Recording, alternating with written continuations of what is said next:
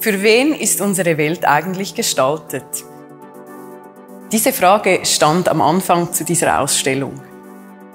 Was bedeutet eigentlich inklusives Design? Was bedeutet Design für alle und wer sind diese alle? Das möchten wir hier in der Ausstellung gemeinsam mit Ihnen herausfinden. Auf der Rampe zeigen wir über 80 internationale Objekte, aktivistische Initiativen und Projekte, die von ganz unterschiedlichen Designerinnen und Designern entworfen wurden und aus unterschiedlichen Lebensbereichen stammen. Sie zeigen eigentlich die große Bandbreite des inklusiven Designs, von Lösungen für alle bis zu ganz spezifischen Bedürfnissen, von massenproduzierten Objekten bis zu Design-Hacks.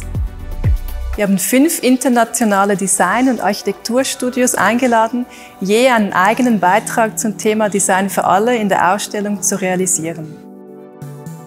Ziel war, dass die Ausstellung möglichst viele Perspektiven mit einbringt und unterschiedliche Sichtweisen dargelegt werden. Es war uns ein besonderes Anliegen, diese Ausstellung möglichst zugänglich und möglichst inklusiv zu gestalten.